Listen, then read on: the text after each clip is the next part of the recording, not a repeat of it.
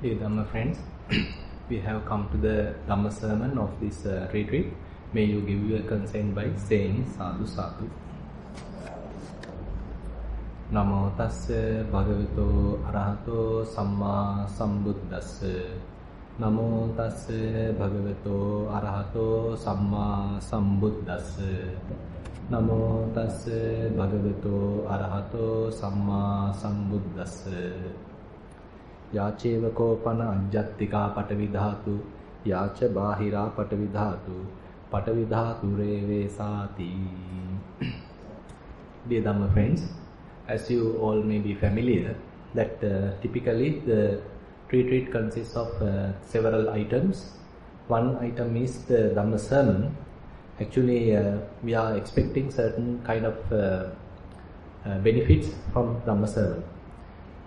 In one sutta that we frequently reminds in retreats, especially when the beginning of the Dhamma sermon is called Anuggahita Sutta, where Buddha mentions about 5 ways of support to our practice.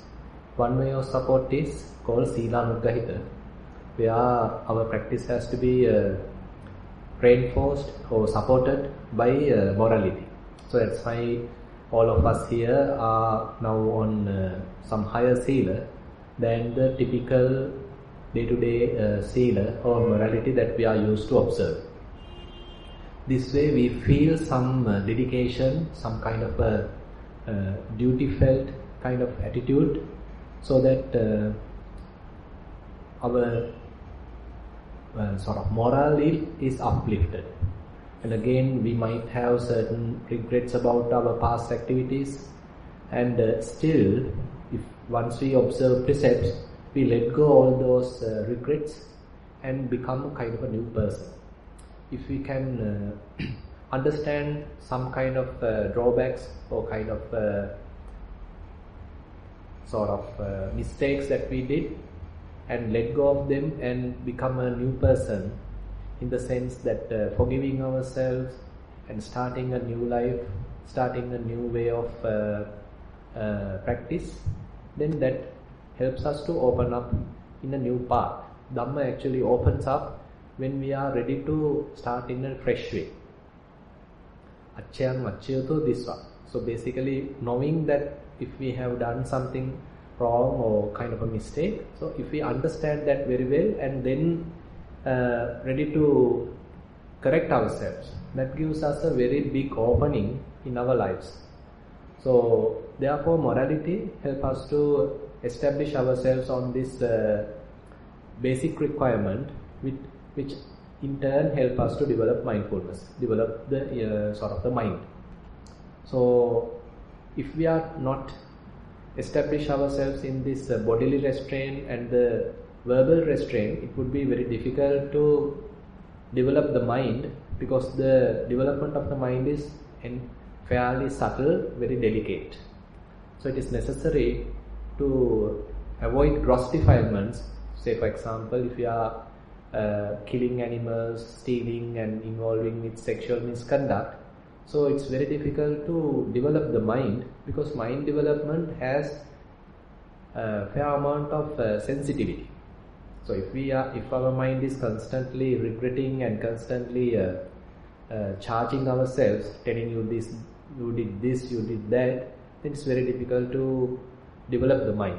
So if we, on the other hand, if we feel that we deserve the practice, we deserve some kind of bliss, we deserve some kind of happiness, and we feel that we are worthy of this practice, then the Dhamma is easy to practice, then the meditation is easy to practice, because internally we have no regrets. Therefore having good morality is quite essential, and it helps us to develop practice. Sometimes it is called Samadhi Samvattanika Sila, where when our morality is sort of unstained, where there are no any in-between, or at the beginning or at the end, if there are no any kind of mishaps, then it would be easy to feel that we are worthy, we deserve.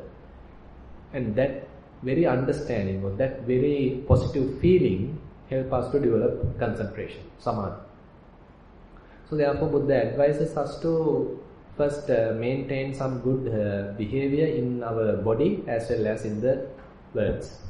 So we are trying to be very truthful, and again not to disturb others through our words, and again not to do any kind of divisive speech. Rather we are trying to be very truthful.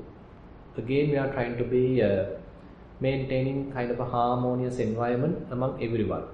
So this way, if we are trying to maintain very healthy environment in our habit, in our behavior, either bodily or verbally, so that really conducive for mental development.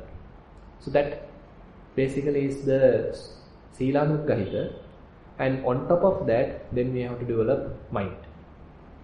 So Buddha says this Silanuggahita is necessary, morality is necessary, and that itself is not the completion. It is not the culmination. Rather, on top of that, we have to further develop the mind. So, in order to do that, there are many instructions Buddha has given. So, the next support that we can give is called the Sutta Anuggahita, where we are learning or listening to the Buddha's teaching. Because as you all know, we ourselves, it's quite difficult to explore everything, and so we depend on the Buddha. So that's why we say Buddhaṃ Saraṇaṃ Gacchāmi, where we take Buddha as our refuge. We become very innocent, we become very surrendered like in front of the Buddha, because we understand he is the teacher, he understood the Dhamma, and he preached Dhamma, and he was able to overcome all the suffering, and out of compassion he has taught to the world. So we accept him as the teacher. And there are many sublime qualities that Buddha has, so therefore we go refuge onto Buddha. Similarly, we take refuge in Dhamma, similarly we take refuge in the Sangha. So that gives us some kind of a safety feeling. Otherwise, if we ourselves trying to explore different paths, it's quite time consuming, and we won't be able to do it within this life itself. So we therefore go and take the refuge in Buddha, Dhamma and the Sangha. And we believe or we trust that the Buddha is giving the correct teaching, and he is the example, he is the master, and we therefore take him as the example. And we are also trying to develop, at least to some extent, the qualities that Buddha represents.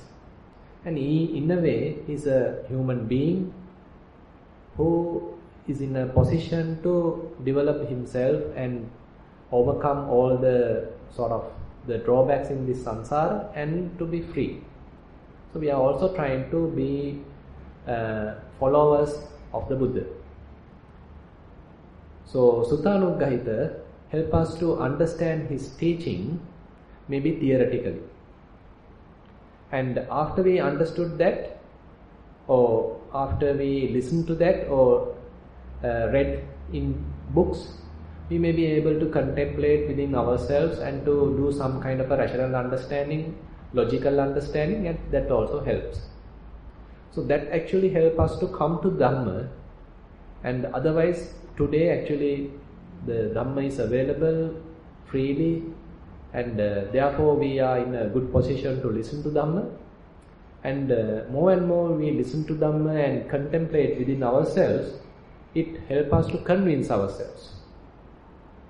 Because nowadays we can't actually blindly follow any teaching, and again Buddha does not recommend such blind following, and he rather invite us to practice or invite us to test his Dhamma. Actually Dhamma itself is inviting us to investigate the Dhamma, put it into practice and see whether it is giving you benefits. Therefore Sutta Anuggahita help us to at least learn Buddha's teaching, listen to his teaching, and again verify whether it giving us some kind of benefits. So more and more we investigate like this, we feel convinced, we feel faithful towards Buddha and the Dhamma, and whoever the practitioners who are following honestly the Buddha's teaching, so we start to practice. So Sutta therefore is a kind of a precursor to coming to the practice.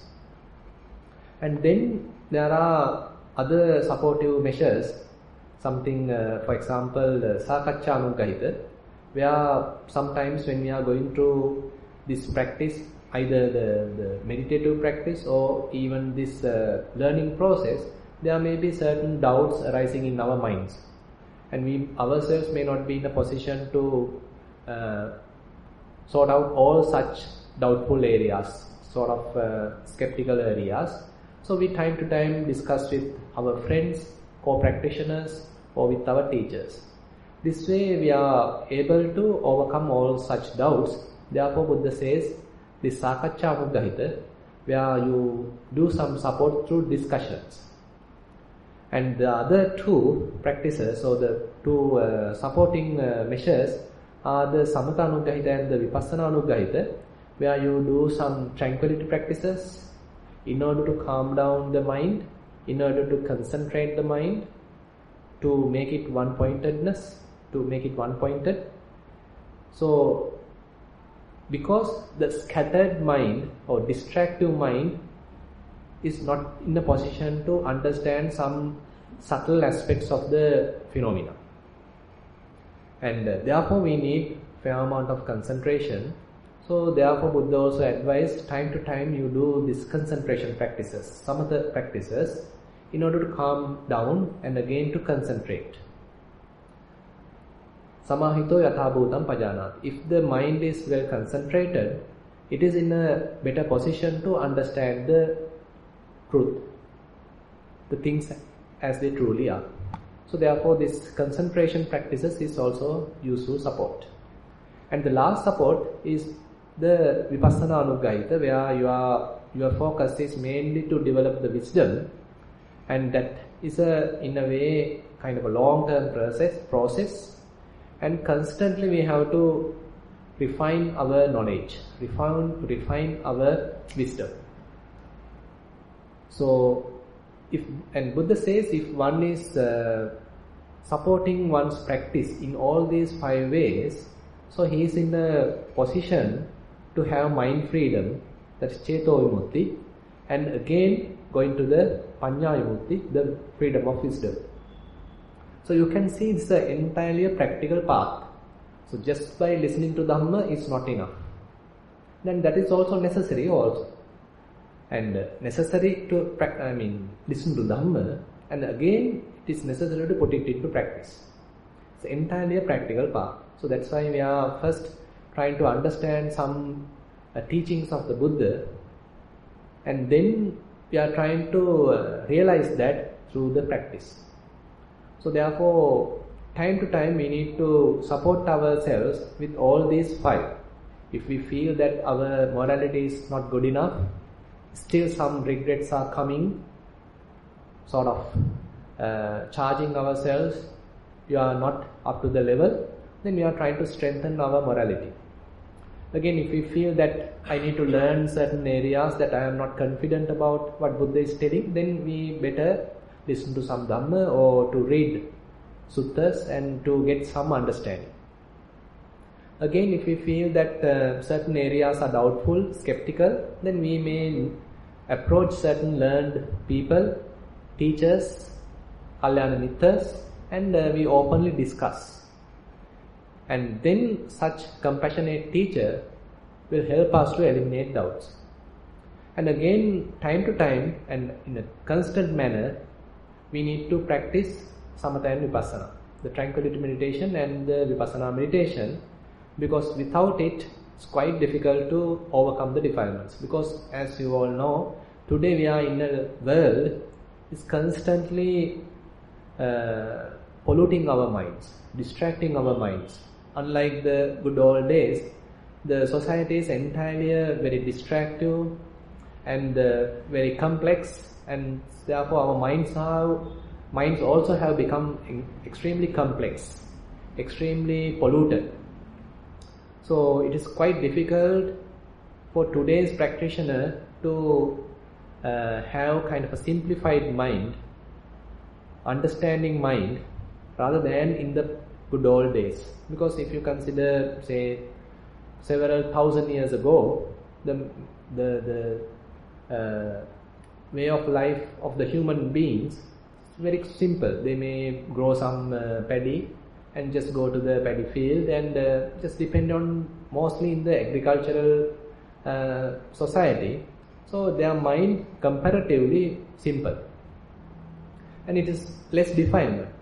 But today our minds are fairly distracted, and constantly through the ears, through the eyes, through the nose, through the bodies, we are taking so much of objects, so much of knowledge, rather so much of information, and everything ultimately distracts the mind, because all these five sensory phenomena, five sensory data ultimately ended up with mind.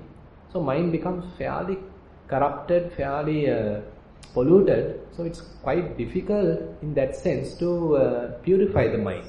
So therefore a practitioner today comparatively has to work hard when compared with the past good old days. On the other hand, present day we have some sharp minds, so we in a way kind of wisdom approach is quite useful, because we are in a way little sharp. So if we get convinced properly about Buddha's teaching, then that convincing itself drives us for the practice. Most of you maybe have come here through that driving power.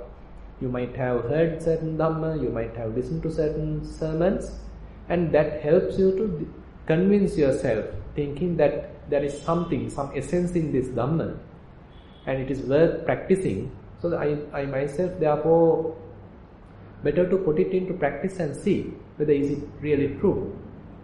So therefore, such convincing power is there in the Suttamaya Anuggahika, Sutta Anuggahika. So this Dhamma sermon is actually giving that or fulfilling that aspect. So last month actually we have completed one sutta called Maha Tanha Sankhya Sutta. I think we have spent several months to cover up that particular sutta. It's a fairly long sutta and covered some key features of Buddha's teaching. So I felt of selecting another sutta which is more helpful to our practice, and it comes in Majjhima Nikaya, and it is called Dhatu Vibhanga Sutta. Because when we are listening to some Dhamma and investigating some Dhamma which is fairly in line with our practice, then it is giving more convincing or more trusting attitude in ourselves. When we feel that what we are observing or what we are going through has preached by the Buddha, or he has given some explanation about our experience, then it helps us to eliminate doubts. So, and most of you may be practicing, some of you at least may be practicing, say for example, Dhatu Manasikara, the four elements meditation, and it has direct link with this Dhatu Vibhanga Sutta. Not only that, this sutta actually covers some deep aspects of our practice in the long run. It is not just the mere understanding of the four elements. It is more than that, and Buddha is explaining some deep aspects of his teaching. So having said that, I like to take your attention to the past story, why Buddha preached this sutta. That Nidana Katha, or what you call the past story, is also very interesting incident. You know, during the Buddha's time, there are no some sophisticated communication methods as what we have today. So how Buddha's teaching has communicated to the different parts of the area is either through the messages, or either through the words, or either through the reputation of the Buddha. So such incident has happened in Rajagaha, where King Bimbisara was ruling. He has a good friend called Pukkusati. So Pukkusati is another king who was the king of Taksila. So Taksila was a fairly far away kingdom, and King Pukkusati was ruling that. So King Pukkusati once sent some very precious items to King Bimbisara as a way of gesture, or as a way of thank. So this King Bimbisara received that, and he was really happy, feeling that King Pukkusati is a sort of a very good friend. Even though they might have not seen each other, now they have this strong, good friendship. And now, after receiving these precious items from King Pukkusati, King Bimbisara is thinking what would be the best thing to offer King Pukkusati. At that time, King Bimbisara has become a follower of the Buddha, and he has become actually a Sotapanna, a noble follower of the Buddha.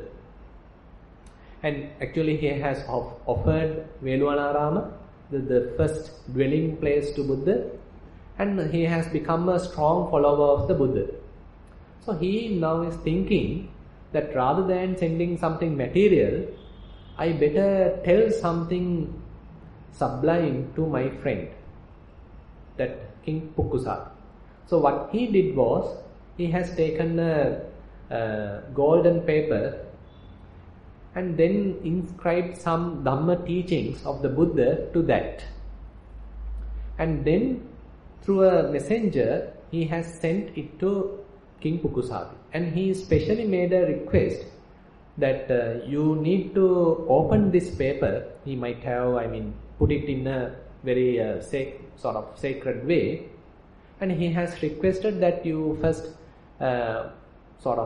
clean yourself, and then go to the and he may know that his palace is consisting of 7 floors, and you go to the upper story, the topmost story, and without being in a seclusion, you open it up in a very sort of a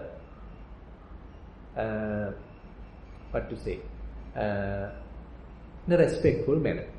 So he is giving preparing the conditions for King Pukkusati to have a better understanding. So rather than opening in a rush, opening in a hurry, now King Bimbisara is giving certain instructions how to listen to Dhamma. Actually he is sending the message of the Buddha, and he is giving some respect to that, and he is asking you first sort of wash yourself, clean yourself, clothe yourself properly, and then you go to some higher place, and again being secluded, you start to read. So after receiving this message from King Bimbisara, King Pukkusati followed as he said. So he went up to the topmost story, and he then opened up the message, and there the Buddha's teaching has mentioned in a very condensed way. So after reading this message from King Bimbisara, King Pukkusati was really happy, and he feel convinced about Buddha's teaching. And what he did was, he immediately became a follower of the Buddha, and not only that, and he wanted to get ordained under the Buddha. So he actually sent a messenger, or kind of his subordinate, to the shop and taken a robe and a bowl, something may be available at that time, and he himself has put everything to himself, and he has given up his royal clothes, and he has become some kind of a recluse now, and he started to practice what is mentioned in that leaflet, in that gold leaflet. Now it is said that he was able to be happy, stay in a sort of a rapturous state of mind, and he was able to attain jhana, attain absorptions. And he was so happy, elated and he spent couple of days in this absorption. After that he felt that he is quite convinced and quite dedicated towards the teaching, and he strongly felt that he wants to go in search of Buddha. And at that time, through the message, he get to know that Buddha was residing at Savatthi. Now, King Pukusati, now alone, in a way, sort of disguised way, he is now leaving the palace and coming in search of Buddha. Now he is coming alone in search of Buddha. Now Buddha being in Savatthi, through his powers, what you can say, some psychic powers, he get to know that King Pukusati got the message and he wants to follow Buddha, and he is now approaching him. So what Buddha did was, he too understood that this King Pukusati is with some good wisdom or some sharp faculties, and the Buddha himself now start to go forward to meet King Pukusati. Now actually he is not a king, now he is kind of ascetic Pukusati. Now what happened was, since King Pukusati really exactly does not know the location where Buddha is available, Buddha is residing, he has passed the place. He has passed the place and he is now approaching kind of a place where there is a potter. And he get to know now it's already, time has passed, already night. So he can't walk further and he has to stay and spend night there. So he approached the potter and he is asking, is it okay to stay in your this storehouse? Because according to that history, the potter has kind of a storehouse where his pots and all such utensils are stored, and that storehouse has some space. And he is asking some favor from the potter, and he is asking, is it possible for you to give me accommodation just for today night? And potter also is kind of a kind person. He said, no problem. So this space has enough, this storehouse has enough space, so you may stay there. Now Buddha also, after this recluse Pukusati approached there and staying there, Buddha also come to the same place. And Buddha is also now asking the permission from potter to stay at the same place. Now in a way it's a very beautiful conversation. So rather than immediately giving permission, he's telling, this potter is now telling the Buddha, now there's a one recluse, one ascetic already staying there. You better ask from him, if it is not inconvenient to him, you also can stay there. So I have no any hesitation. I have no any problem of offering you accommodation, but already there is another ascetic already come through. Now Buddha accepted this information, and then he approached Pukusati also, and he is asking, I am also in search of a place, and I also like to stay at this place. Is it all right? Now it's in a very beautiful way. Now Buddha is asking permission from recluse Pukusati, and Pukusati also telling, this place has enough space, please stay with me. Now he also allows Buddha to come and stay night on the same place. So now Buddha also there and recluse Pukkusati is also there. And now recluse Pukkusati is now, when some concentration is started to experience, some samadhi practices started to experience, it appears very blissful. And King Pukkusati, or this ascetic Pukkusati, he likes to enjoy it, and he attained this absorption for some time. So he is not much interested about discussing anything with the Buddha, and he simply find a secluded place and he start to practice concentration. He just absorbed to some jhana and he is staying there. So Buddha also understood that he is in some attainment, some concentration practice, and Buddha also didn't mention any word, and he simply just he himself also attained some concentration, and he is also staying there. So after some time, this recluse Pukkusati emerged from that concentration practice, and he is now ready to discuss something. And Buddha knew that, and he also emerged from the practice, and he started to ask few questions from Venerable Pukkusati.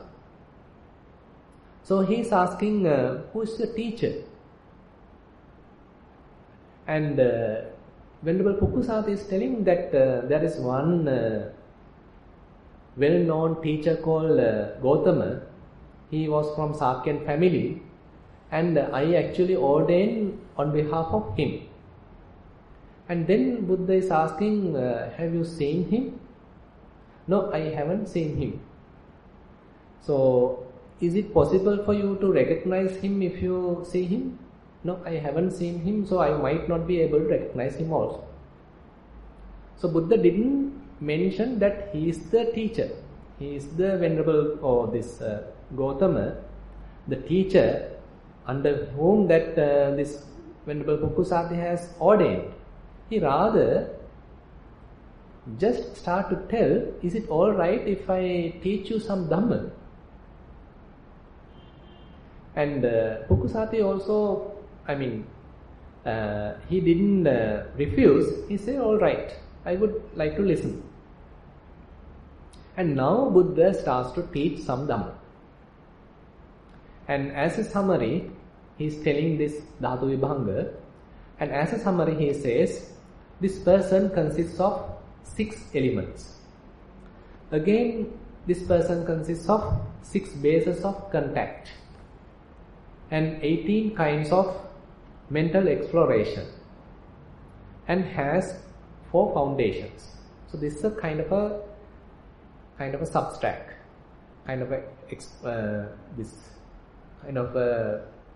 essence of this sutta, and Buddha is giving. Cha Dhaturo, ayam bhikkhu puriso. This person, what we call as a man or woman, consists of 6 elements. Again, this man or woman consists of 6 contacts, bases of contact. Cha passayatana.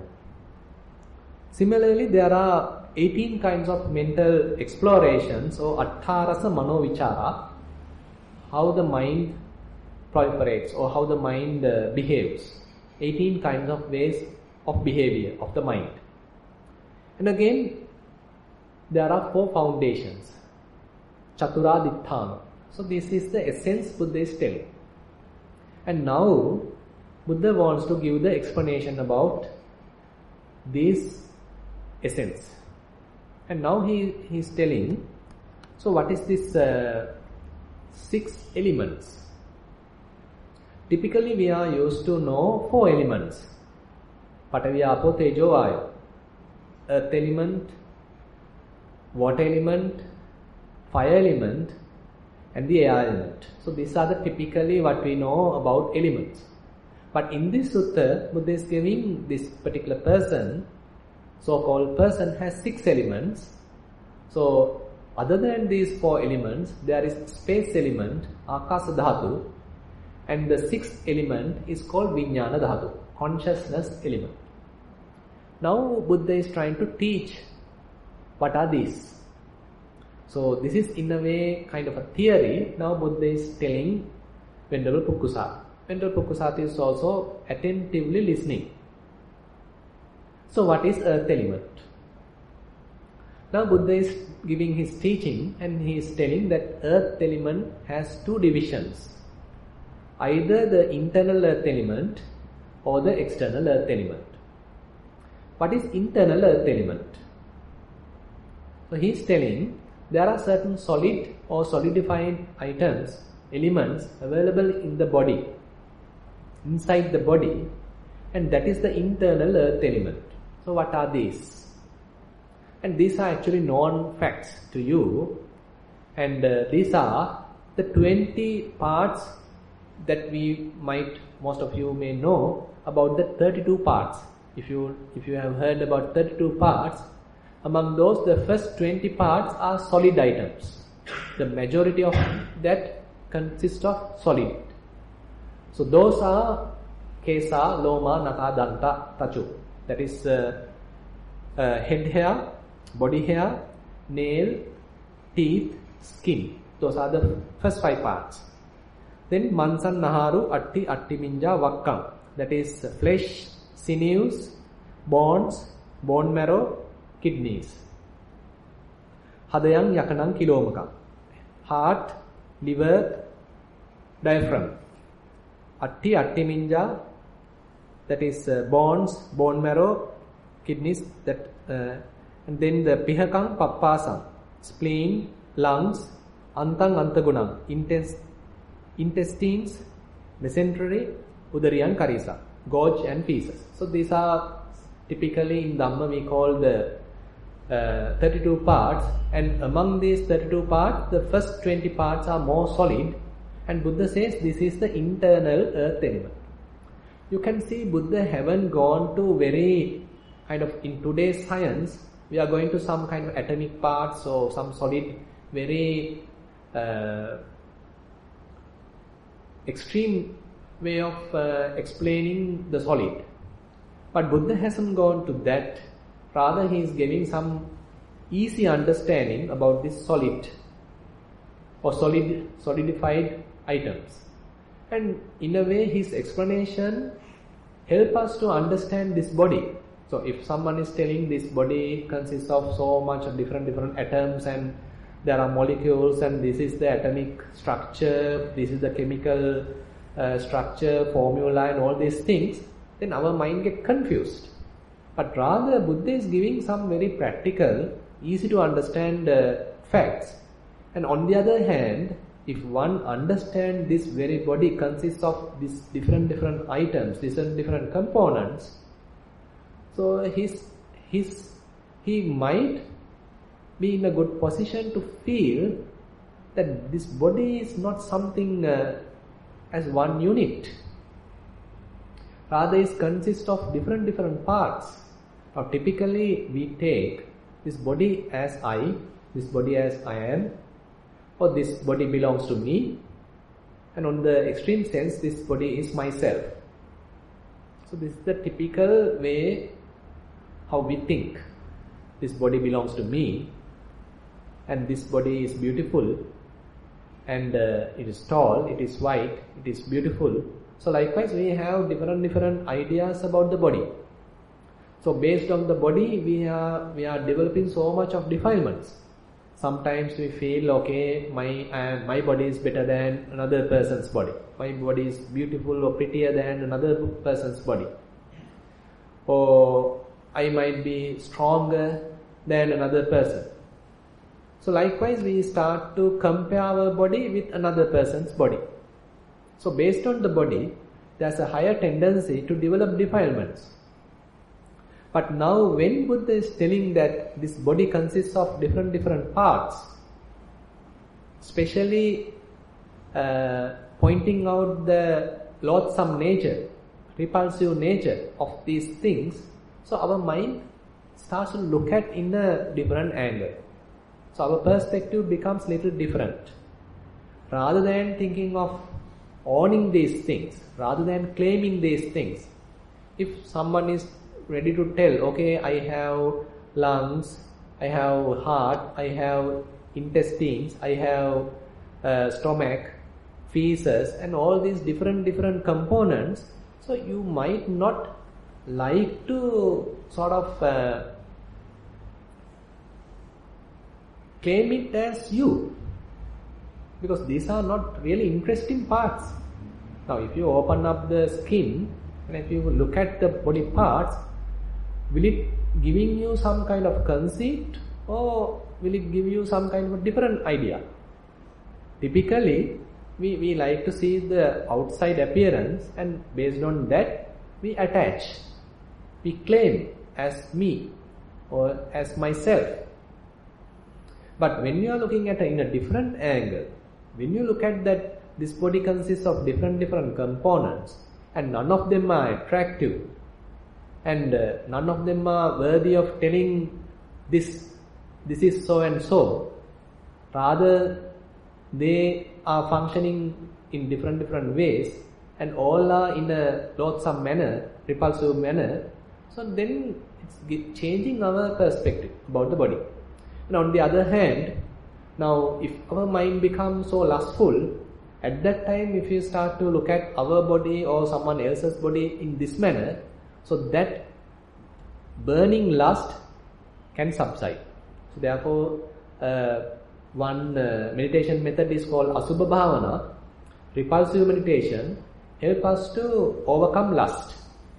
Because it is immediately, if you try to practice Anapanasati or another meditation practice on such a mind, on such a situation, it would be very difficult to concentrate, or it would be very difficult to succeed, because mind is burning with lust.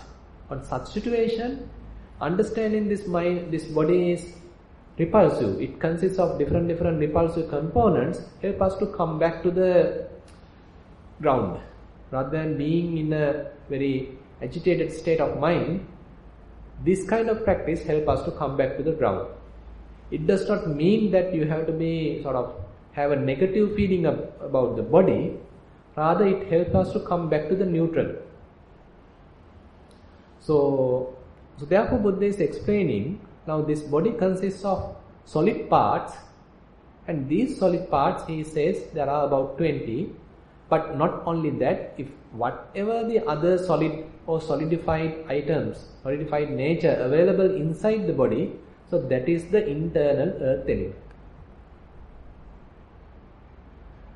And he then explains what is water element. So there are many parts available in the body, so we can't say them as parts. There are many liquids available in the body, and they are water or watery. Say they are mentioned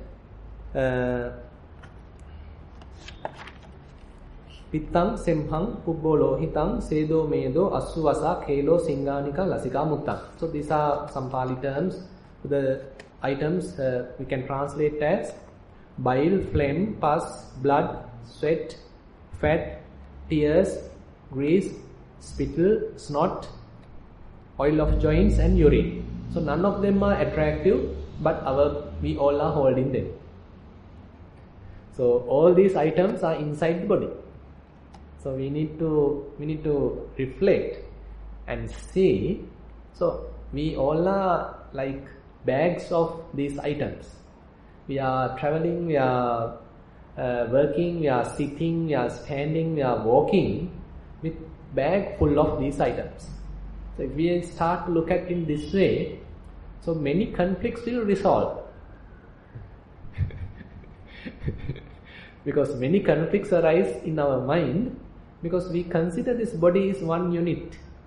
It is very beautiful, it is very strong, and I represent this body, and I am superior than another person. So likewise we start to think in an ignorant manner. But if we start to look at that this body also consists of these different parts, another body also consists of same like parts. So there may be subtle differences, but in overall, each and every body has these components, these different parts. So if we start to look at it in this way, one advantage is we start to look at how fragile these components.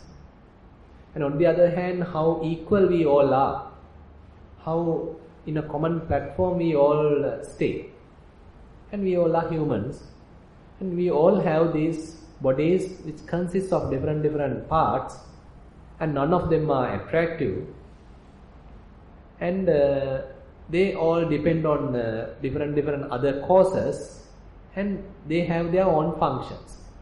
So body is like a factory in that sense, but each part does its own function.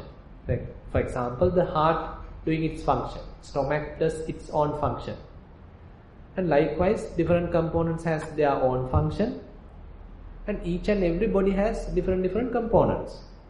So if one start to even reflect mentally, just in a rational way, in a logical way, so this rational understanding or this contemplation itself help us to eliminate fair amount of conceit, fair amount of lust, and fair amount of delusion.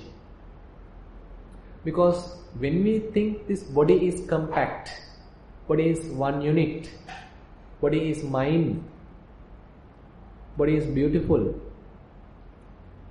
this body is better than another body. So this as I said helps to develop defilements. But on the other hand, if we are looking at it in a different angle, then it eliminates defilement. It avoids the arising of defilements. And then the Buddha explains what is fire element available in the body, and there are kind of warmth in the body. Again, this body is aging, as you all know. I mean, we born as babies and then become sort of children, and then the youth, then the middle age, and then become old, and then ultimately die. So there's a kind of aging process going on. For this aging process, this fire element helps. This aging process happens because of the fire element. And again, we sometimes, when we eat, the digestion takes place. This digestion also happens due to the fire element. So likewise, this body consists of fire element, and that helps to maintain the temperature. So as you all know, and we say that this body temperature is 37 Celsius, and we check that with thermometer, and if it is increased, then we go to the doctor. So, and if it decrease, then we can't maintain the body temperature. So we can only live in a very narrow range of temperature. So you can't go to the southern pole or the northern pole, because it's very low temperature. So we can understand this temperature plays a very vital role in order to sustain this body. So our body very fragile, so we can only live in a very restricted range of temperature. If it is increasing, then we can't maintain the body. Again, if it decrease, we can't maintain the body. So we may have to either go for some artificial environment, or have some special clothes to maintain the body temperature. So all these actually temperature related maintenance is done by the fire element. And then the air element is something, all the air or airy nature available in the body, and it helps to sort of this what you call the respiration, inhale and out, exhale, breathing. So that is air element. And again, when sometimes the air element comes to the upper side, say for example in vomiting, coughing and all these things, that is the upcoming air element. And again the downgoing air element. And again there are certain winds in the belly, where say the food being turned to this side, that side, all these movement happen. And again there are air element in the bowels, which does the bowel motion, all these things. And again, there are body parts, say for example hands, legs and all these things. We need to change their position, we need to move them, and all these movements also the function of the air element. So likewise you can see this body consists of air element. And what is remaining is the space element. So what is the space element? So if these four components or these four elements are lacking, say for example, the holes of the nostril, holes of the mouth, the space in the stomach. So likewise there are certain places, sometimes the primary elements or the main elements are absent, and that is called the space element. So this is the kind of a very easy to understand explanation that Buddha has given in this particular sutta about the 5 elements. The 6th element is the consciousness element, and that will come to in a different sermon. And these 5 elements actually help us to even understand the body and even understand the nature of the environment. Typically, even rationally, even now, we would be able to understand this even though we claim I am so and so, I am male, I am female, I am this much of age, I came from that family, I came from this family, I am from that village, I am from this city. So likewise we have so many differences. But if we are coming to the common ground, thinking that this body consists of, say, these 20 solid components, these 12 watery components, and there are different airy parts, again the fire element, again the space element. That's all. If we are able to come to this common ground, as I said, many conflicts will resolve and many defilements will subside, and we may be in a better position to help each other and to help and to become more compassionate, because we understand this very body consists of these kind of very repulsive, very fragile components, and another person's body also has the same nature. So I am also in a way kind of a vulnerable situation, another person also in the same vulnerable situation. Time to time this body becomes sick because of this very nature of these components, and another person, another body also gets sick, and he also need help, I also may need help, and we need better sustenance of the body, maintenance of the body. Time to time certain medicine is needed, and we need to maintain the body with the food, and we need to wash it, and we have to maintain the temperature, and so many things just to maintain the body.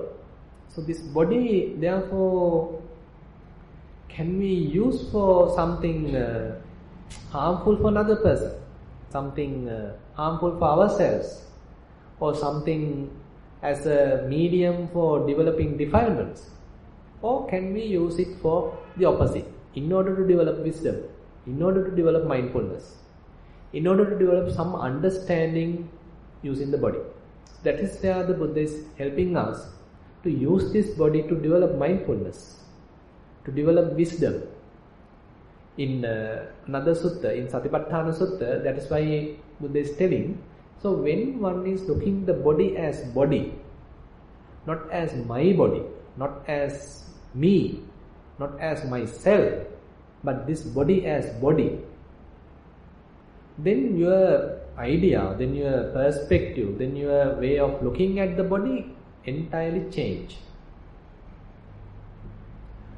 So beautiful simile Buddha is giving related to this subject, and he is telling, now say for example there is a butcher, and he himself is killing the cows, and he is killing one cow, and he is taking the flesh to a junction, and now he start to sell. And in today's term, he is telling, he is now selling 1 kilogram of pork, not pork, what is it called? Beef. He is selling 1 kilogram of beef, another 2 kilogram of beef to another person. So likewise, now he's become a butcher. Now, when he's selling beef, and what about his mindset? What about the attitude in himself? Is he have any feeling that I am selling a cow, or I am selling beef, or I am selling meat? So what is the kind of attitude in his mind? Now, is he selling a cow, or is he selling beef, or is he selling meat? Now he is selling beef, right? Or he is selling meat. So he's weighing using different measurements, and now he is selling. Now what has happened to the idea of the cow? Idea of the cow has gone now.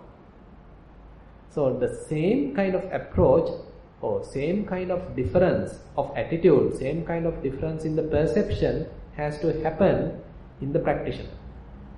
So at the beginning we start with our body, maybe my body in the rough sense. So I am looking at my body. But with practice we all have to have a different idea or different perspective, different understanding. This is body. And this consists of fire element, this consists of air element, this consists of water element, this consists of earth element. Nothing else. So you can see the difference. So the simile that Buddha has given is very easy to understand. How the mind of the butcher has changed. When he is killing a cow, he is killing a cow. He is a living being. Now when he is selling meat, now he is selling meat. It's an entirely different shift in the mind. Similarly the yogi, similarly the practitioner, at the beginning we may have some solid body. We may start with that. We may feel that I am looking at my body. We may have some personal feeling. But with practice, that personality, that solid nature, or that unit or condense or compactness has to slowly reduce. Slowly we have to come to feel that this is just a body. It is maintained with these different causes. It consists of these different components, and it consists of these different elements. And this is such 4 elements, or this is such 5 elements. Similarly, another body, that is also 4 elements. How about the other physical environment? That is also 4 elements.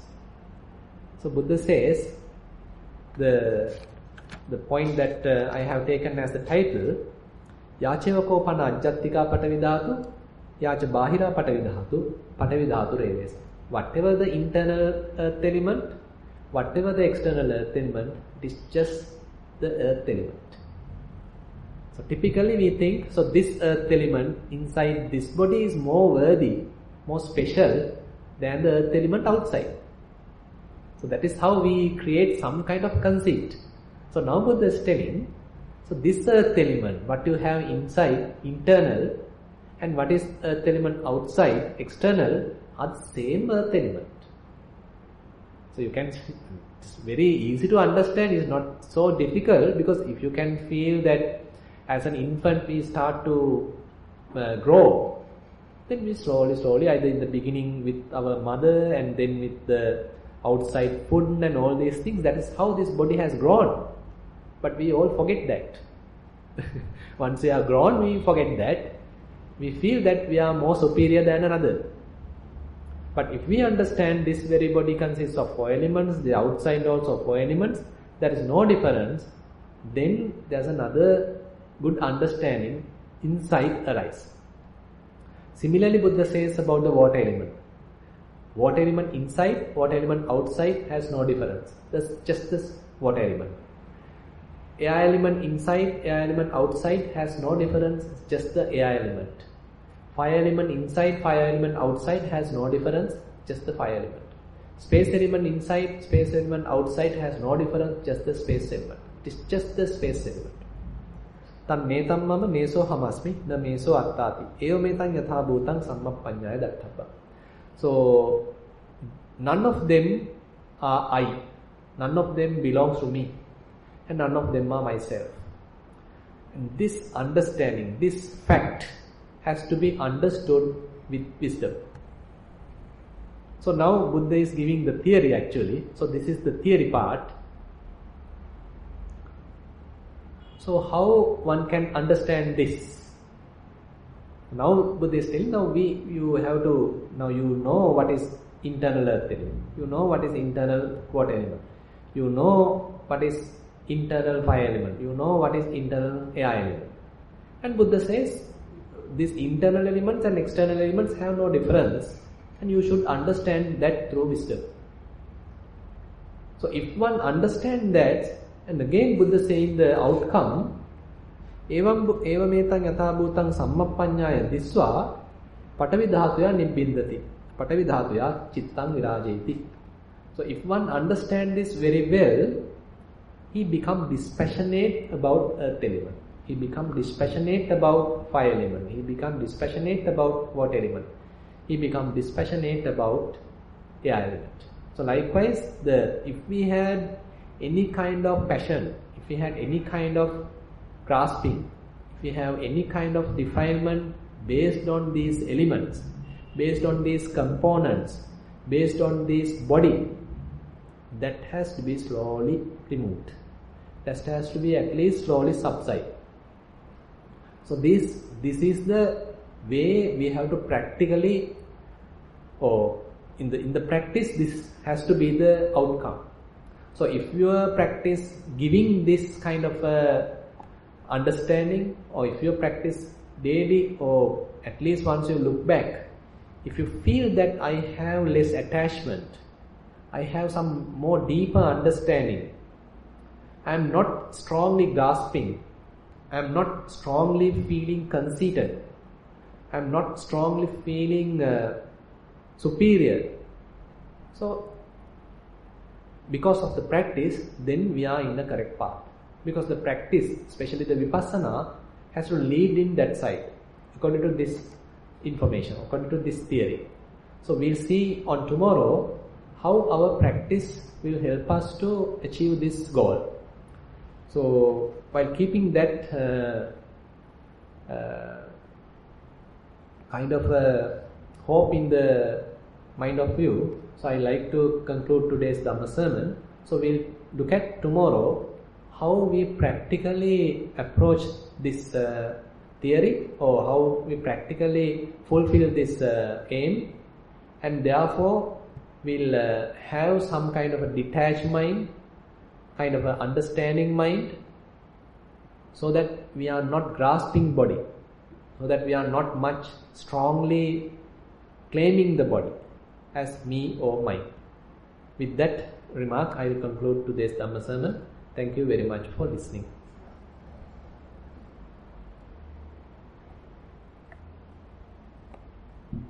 So typically at the end of the Dhamma sermon, we share merits. So today, so you all gathered here and observed higher sila and practice sila samadhi panya, develop the morality, concentration and wisdom, and again participate to a Dhamma discussion, and again listen to a Dhamma sermon. This way we were able to accumulate a lot of merits. So we share these merits with all the past relatives. We share these merits with all the deities, gods, celestial beings, and we share these merits with all the beings who are in need of merits. May these merits help us also to understand Buddha's teaching. So while keeping these good wishes in our mind, let's recite the traditional verses. Ettavataca amhehi sambatam punya sampadam sabbe deva anumodantu sabba sampatti siddhya. Ettavataca amhehi sambatam punya sampadam sabbe bhuta anumodantu sabba sampatti siddhya. Ettavataca amhehi sambatam punya sampadam Sabbe satta anumodantu sabba sampatti siddhya. Akasattha ca bummattha deva naga mahiddhika. Punyantang anumoditva chiram rakkantu sasanam. Akasattha ca bummattha deva naga mahiddhika. Punyantang anumoditva chiram rakkantu desanam. Akasattha ca bummattha deva naga mahiddhika. Punyantang anumoditva chiram rakkantu mam parang. Idang wo ñātīnaṁ hotu sukitā hontu ñātayo. Idang wo ñātīnaṁ hotu sukitā hontu ñātayo. Idang wo ñātīnaṁ hotu sukitā hontu ñātayo. Imina punya kammena māme bāla samāgamo. Satan samāgamo hotu yāva nibbāna pattiyā. Imina punya kammena māme bāla samāgamo. Satan samāgamo hotu yāva nibbāna pattiyā. Imina punya kammena māme bāla samāgamo. Satan samāgamo hotu yāva nibbāna pattiyā. Sadhu, sadhu, sadhu.